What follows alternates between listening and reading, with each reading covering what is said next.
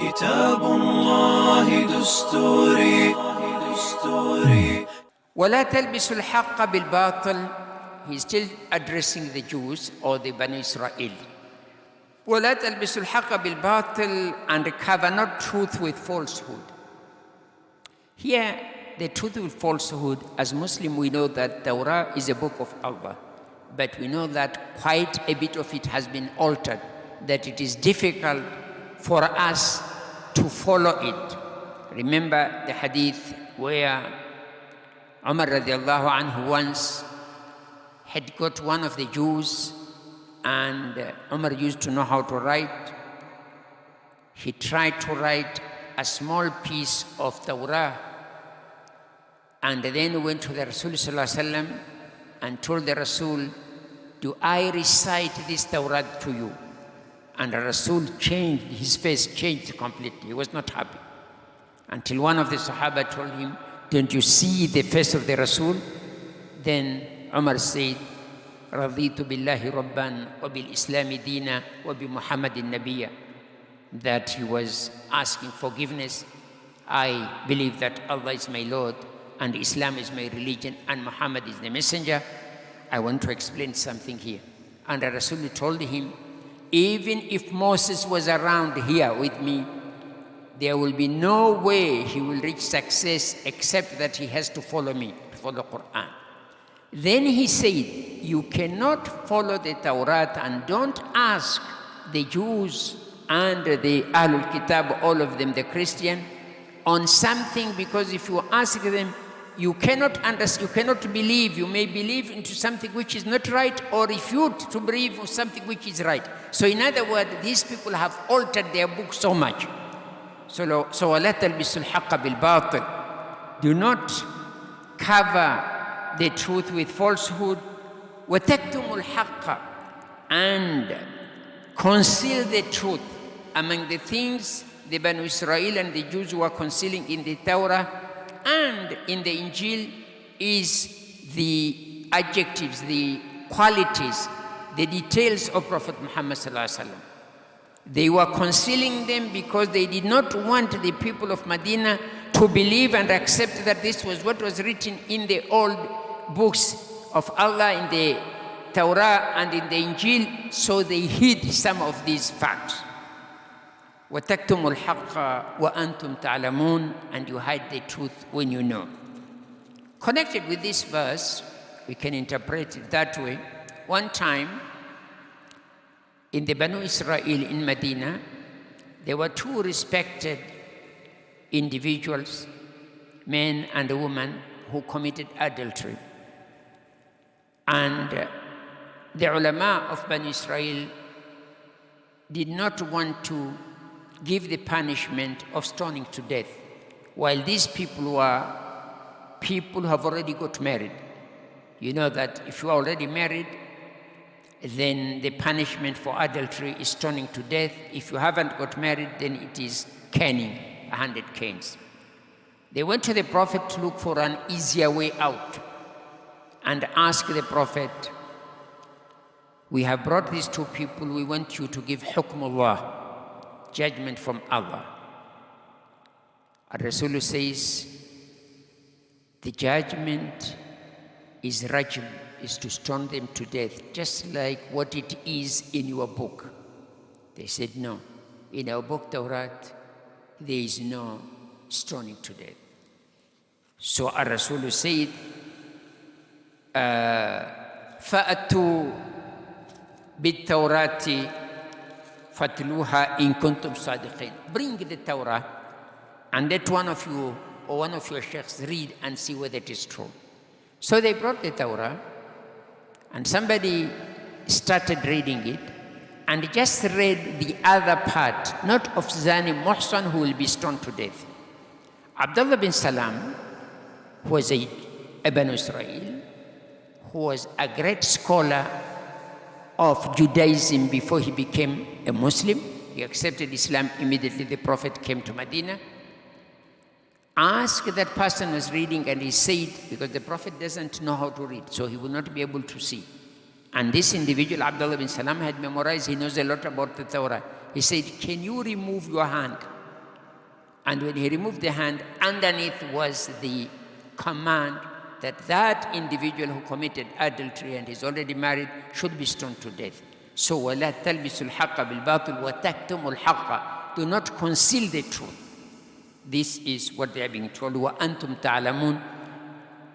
To do something wrong is not accepted, but when you do it and you know it is wrong and you refute it that it is not wrong, that is the worst situation. In the issue of hiding the truth, we are asked all the time to say the truth, whatever the consequences. قُلِ الْحَقَّ وَلَوْ كَانَ مُرًّا. Say the truth even if it will be bitter. وَلَا يَجْرِمَنَّكُمْ شَنَآنُ قَوْمٍ عَلَىٰ أَلَّا تَعْدِلُوا اعْدِلُوا هُوَ أَقْرَبُ لِلتَّقْوَى. Do not move away from just, even if you are dealing with people who are your enemies.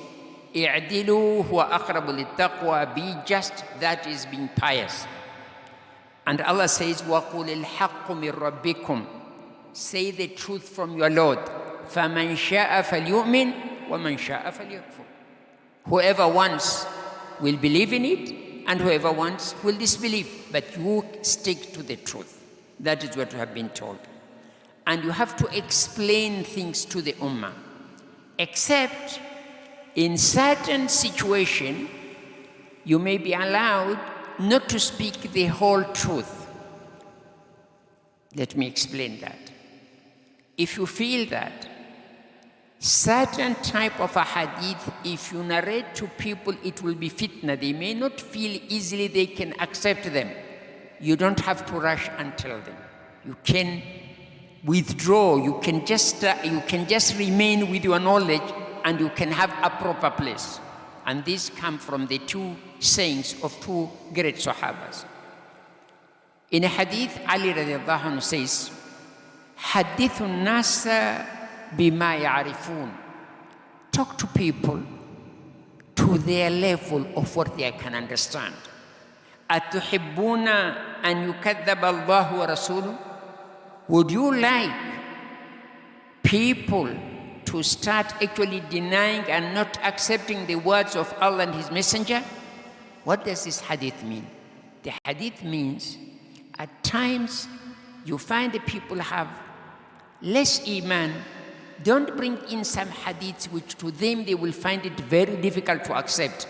Let the iman grow, and you can talk that to other level of people. Ibn Mas'ud, another important Sahaba, what does he say? He said, إِنَّكَ لَن تُحَدِّثَ قَوْمًا حَدِيثًا لَا تَبْلُغُهُ عُقُولَهُم.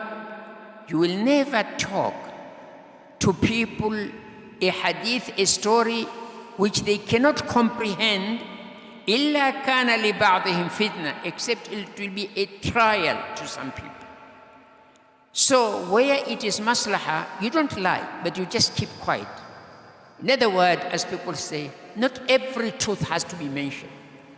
Even you, God forgive, if you have a dispute with your family, wife and husband, and you're accusing one another, do you have to start and accuse her, or she accuses you with all the shortcomings you have?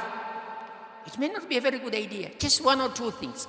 So you are instructed that. Again, another time, for alim, when you ask a question, not every question has to be answered. There is a time you look at the person who is asking. Is he really asking for the sake of knowing? Or perhaps you have some people who is asking for the sake of quoting you and put you into problems and conflict with other ulama. If you have been able to judge that, just avoid it. You can even say, I don't know. And this is one thing which the ulama presently need to understand. We find it very difficult to say we don't know. When somebody like Imam Malik, who is Imam Al-Haramain, and who was living in the Masjid al-Rasul, and one of the most learned individuals, even Imam Shafi was his student, sometimes quite a number of questions will be asked, and quite a number of them he will say, I don't know. Sometimes he doesn't know. Sometimes it is precautionary measures he is taking because he is not 100% sure of that issue. He hasn't done a good research. And he used to say, I remember one time I was reading and somebody said, I have traveled on a camel, on the back of the camel, from Northern Africa. What do I tell these people coming to you? And you said, I don't know. He said, tell them Malik says he doesn't know. Then sometimes he will come and say. He said, if I give him the fatwa, this is an individual who is going to leave and go back so far. And then after a short while, I realize that fatwa is not the proper one. There is a fatwa which is better. How do I rectify that? So what I'm trying to say, not every type of question has to be answered at any place. Just look at the politician, how smart they are at times.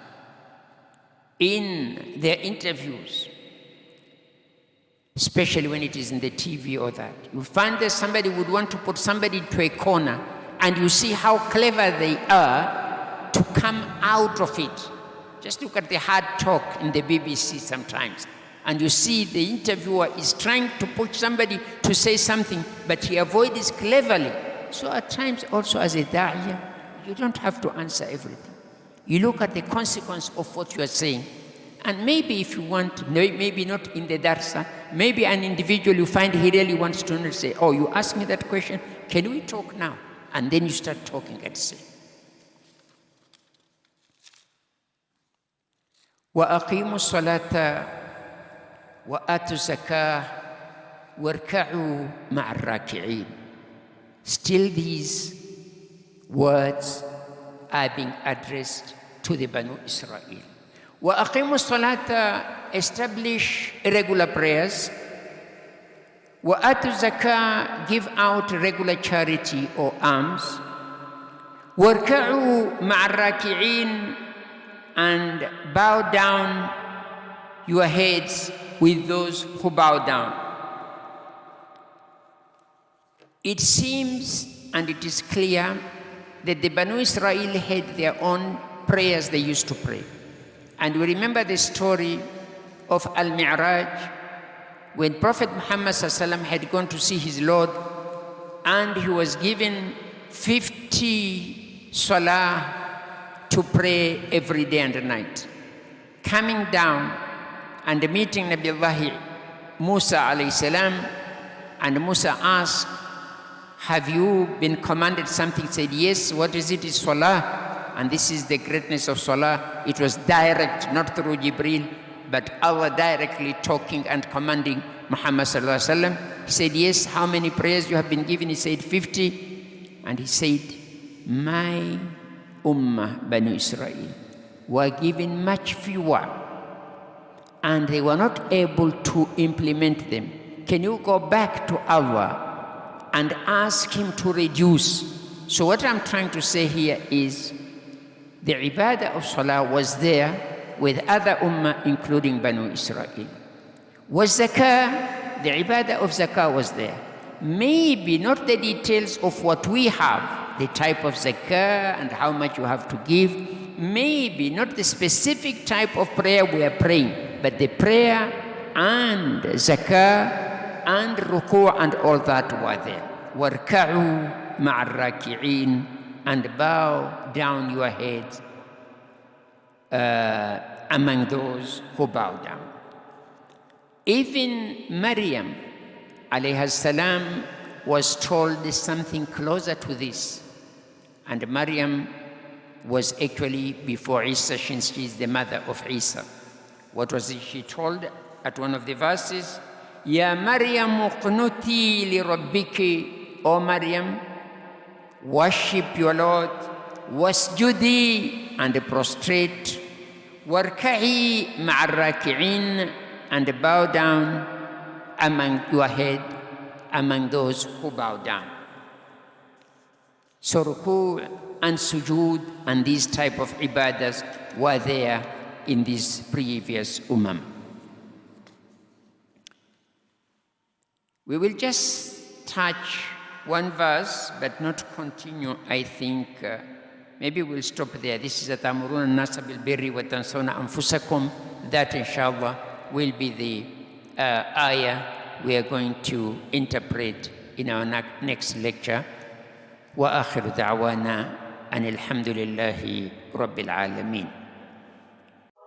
كتاب الله دستوري